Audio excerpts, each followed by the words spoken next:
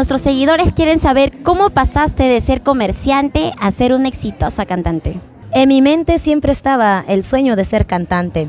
Créeme que yo soñaba con grandes artistas como es Dina Paucar, Sonia Morales, cantando a dúo en los escenarios, o sea, soñaba. Entonces nunca he dejado de soñar.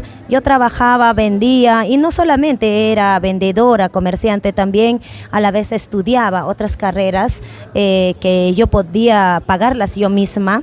Entonces también estudié lo que es costurera, soy costurera de alta costura, donde yo misma también diseño mis blusas en algunas veces, sí, entonces siempre estaba en ese plan, el de cantar. Cuando alguien me hablaba de cantar, ponía los 5 sentidos para poder escuchar o ganarme alguna experiencia de un maestro, de una maestra, no sé. Entonces siempre ha sido eso hasta que un momento llegó y a los 17 o 18